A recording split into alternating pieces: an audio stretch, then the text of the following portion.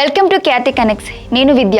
కూటమి ప్రభుత్వం అధికారంలోకి వచ్చిన తర్వాత అత్యంత ప్రతిష్టాత్మకమైన నిర్ణయాలతో సీఎం చంద్రబాబు నాయుడు ముందుకెళ్తున్నారు. ప్రస్తుతం సచివాలయంలో ముఖ్యమంత్రి అధ్యక్షతన ఏపీ మంత్రివర్గ సమావేశం వాడివేడిగా కొనసాగుతోంది.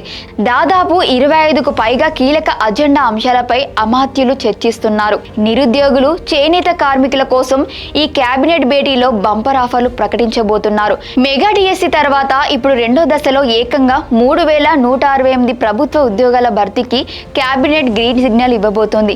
అలాగే గత ప్రభుత్వం ఆపేసిందంటూ ధర్మవరం చేనేత కార్మికులు ఆందోళన చేస్తున్న వేళ వారికి నేతన్న భరోసా కింద 25,000 రూపాయల ఆర్థిక సాయం అందించే ఫైల్పై కీలక నిర్ణయం తీసుకోబోతున్నారు.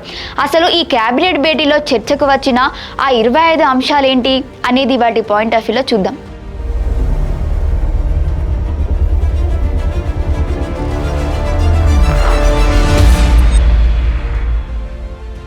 ఎన్నికల ముందు ఇచ్చిన ఏ ఒక్క హామీని వదిలిపెట్టే ప్రసక్తే లేదంటోంది చంద్రబాబు సర్కార్. ప్రధానంగా యువత, కార్మికుల సంక్షేమమే ధ్యేయంగా ఏపీ కేబినెట్ అడుగులు వేస్తోంది.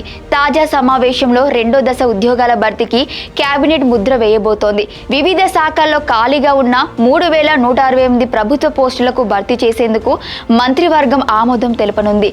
ఇక మరోవైపు కష్టాల్లో ఉన్న చేనేత కార్మికులకు అండగా నిలిచేందుకు కూటమి ప్రభుత్వం సిద్ధమైంది. నేతన్న భరోసా పథకం కింద ప్రతి చేనేత కుటుంబానికి ఏటా 25,000 రూపాయల చొప్పున ఆర్థిక సాయం అందించే అంశంపై కేబినెట్ లో సీరియస్ చర్చ సాగుతోంది. త్వరలోనే ఈ నిధులను నేరుగా కార్మికుల ఖాతాల్లో జమ చేసేలా కీలక నిర్ణయాలు తీసుకోబోతున్నారు.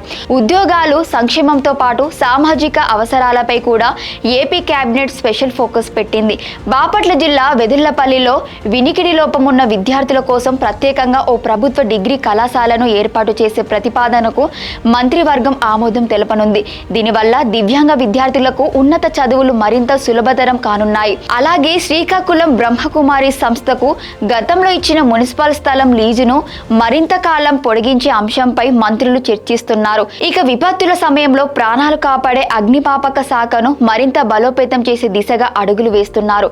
15వ ఆర్థిక సంఘం నుంచి వచ్చిన నిధులను ఫైర్ డిపార్ట్మెంటుకు సరికొత్త వాహనాలను, అత్యధిక పరికరాలను కొనుగోలు చేసే ప్రతిపాదనకు కేబినెట్ గ్రీన్ సిగ్నల్ ఇవ్వనుంది. చూసారుగా, సీఎం చంద్రబాబు అధ్యక్షతన సాగుతున్న కేబినెట్ భేటీ అప్డేట్స్.